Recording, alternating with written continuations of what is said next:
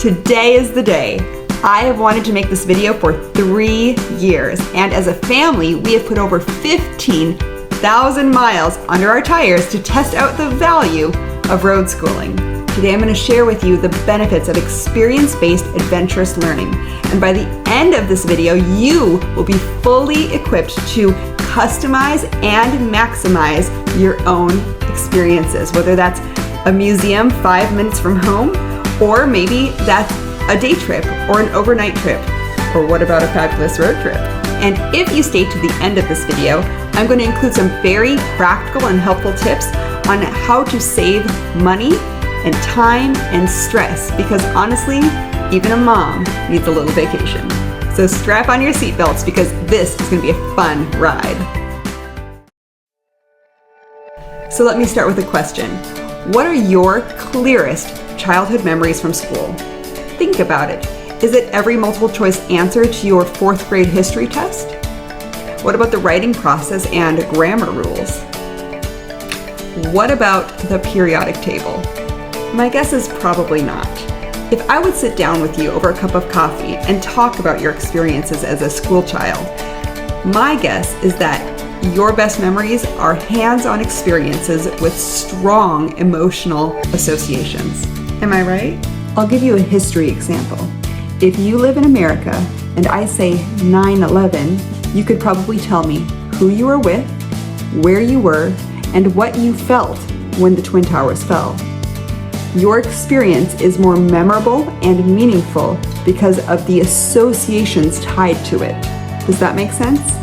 Now, if I say August 30th, 2021, that date may not mean as much to you, although it'll also be in a history book.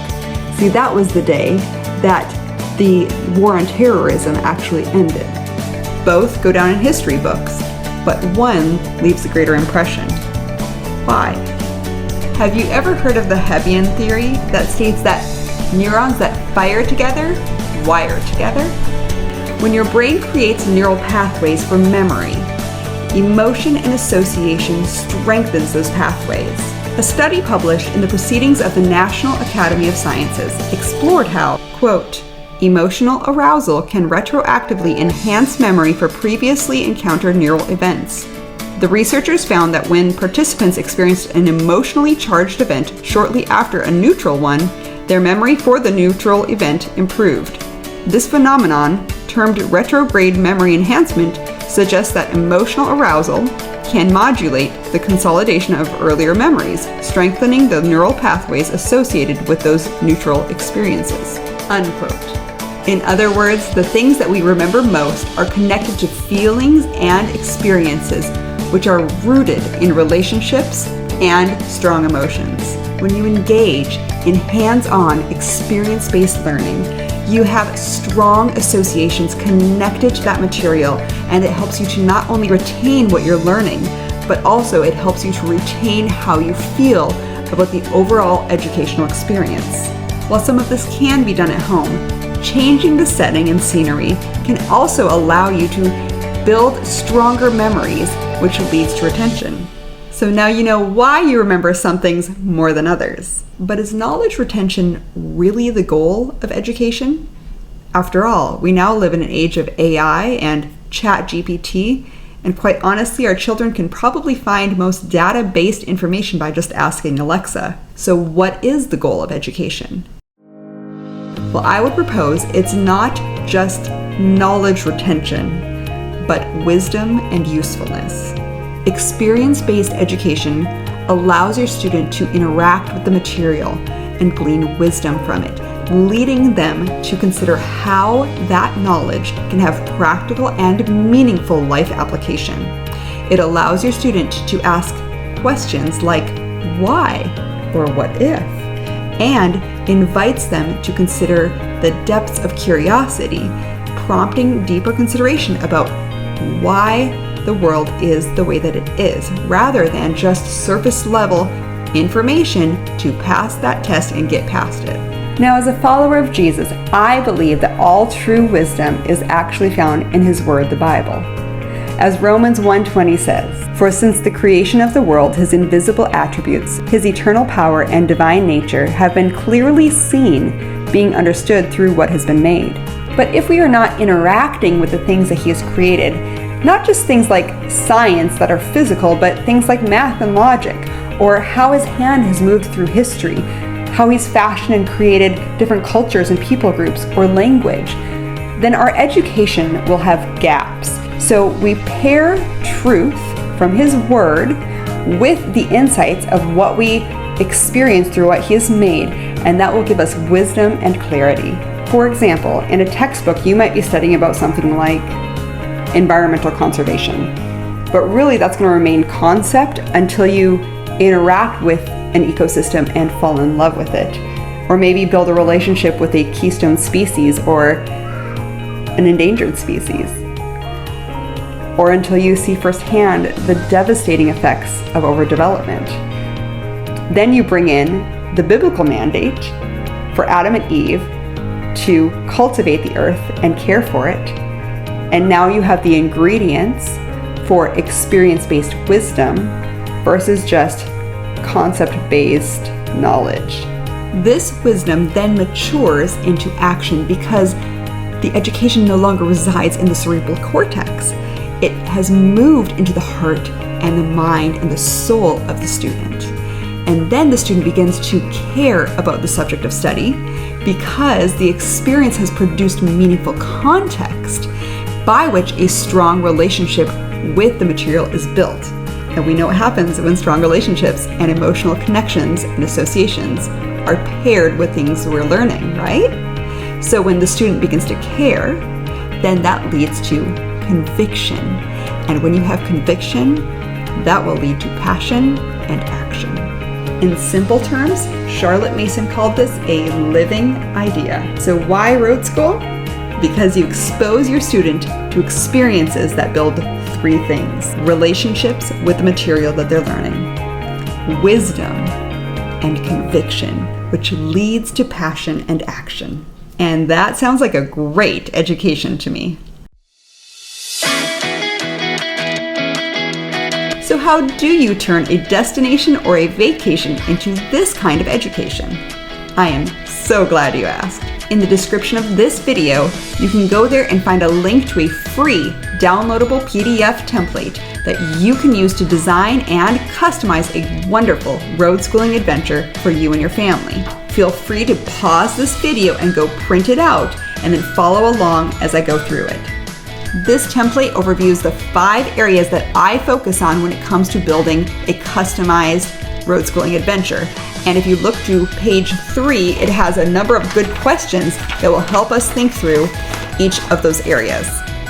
The first is geography, and honestly you can do this even if you are going just 5 minutes away to a local museum. Figure out where that museum is in relation to your neighborhood or your home, and what typical streets or roadways that you will cross, maybe some landmarks that you'll be passing as well. This is very, very practical even if it's a local trip. I like to ask questions like, where is this location on a map? What cities or counties, states, or water features do we pass through to get there? What aspects are unique to it? Perhaps the time zone or crops in the planting zones, or the climate. Have fun with this. Maybe your child can just draw their own map if it's a local area, or maybe they could highlight the route on a big state map. Road schooling is amazing for history. I like to ask questions like, what historically significant events happened in this area? Or who were some of the important historical figures? And then we will take books and videos and we'll do a great study on those people. Adventurous learning is wonderful for social studies. I love to ask questions like, how do people live differently here than where you're from? Are there any customs or cultural aspects that are interesting to you? Is there an accent? Are there any common phrases or words unique to this area? How is the architecture different here than where you're from? Science and nature can be honestly studied anywhere. What birds or trees, flowers, and native keystone species are specific to this area? What natural resources can be found here? What weather systems are common here? What about landforms? What can be found and how were they created? What rocks and minerals can be found here? And last but certainly not least, actually one of my favorites, life skills. What life skills would be valuable to know in this area? Consider what the native people had to know.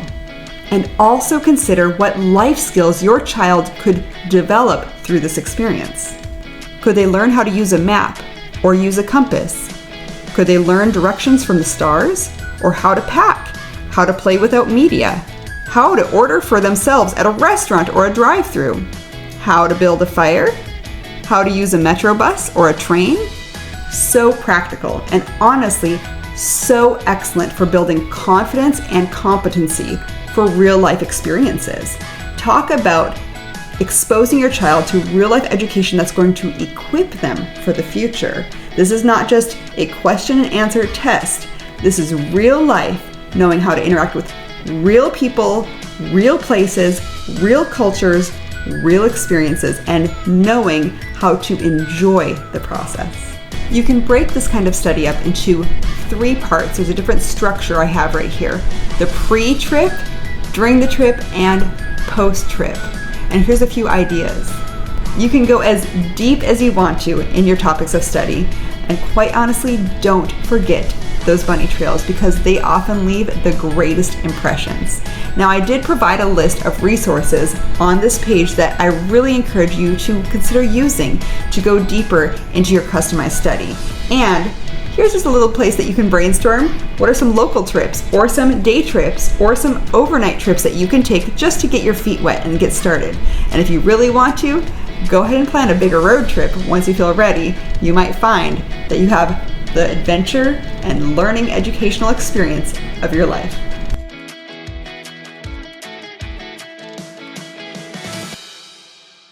Now, I did promise you that if you stayed until the end, I would give you tips on how to save time and money and stress. So here you go. If you have a 4th grader, did you know that you can get into all national parks in America for free for an entire year? Your child will receive a free Every Kid Outdoors pass, and they can simply show it and get everyone in the car into the park for free. Simply go to the website, fill out the quick survey, and your card is ready to print. But even if you don't have a 4th grader, you do have special days that you can get into all national parks for free. Do you have a local science center? If so, they might participate in the ASTC Passport Program, which provides free or discounted entry to multiple science centers around the country with an annual family membership. The only small catch is that you have to travel outside a 90-mile radius from your home base, but this has been a great way for us to get the wiggles out and learn while we are on a road trip. Drive 5 hours and then play for a couple. Or if you're visiting a major city, it might be something inexpensive or free to do too. Many zoos participate in a membership benefits program as well, offering discounted entry to other zoos across the country. If you homeschool, make sure you create an ID to bring with you to any museums you visit, as they often provide a homeschool discount. If you do not have one, there are many places you can make one. Want to find the cheapest gas in the area? This app has been a huge money saver. It also allows you to update what you find in order to help other drivers.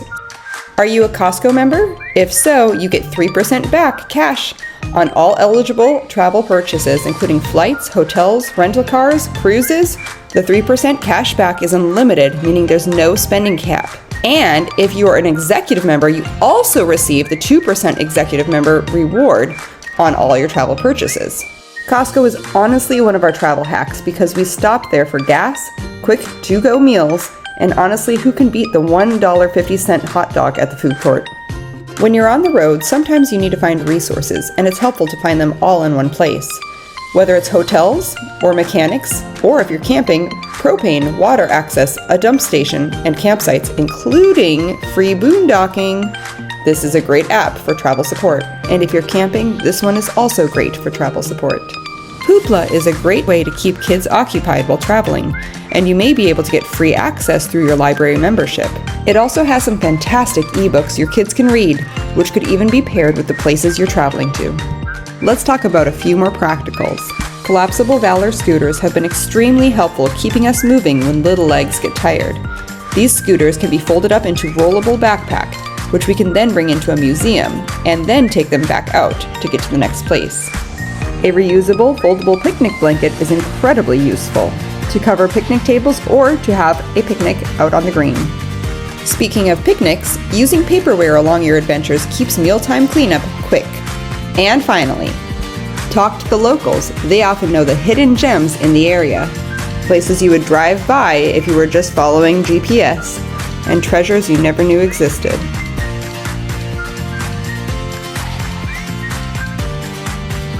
I hope you've been blessed by this video. I had so much fun making it, and quite honestly, it's one of the areas I am most passionate about.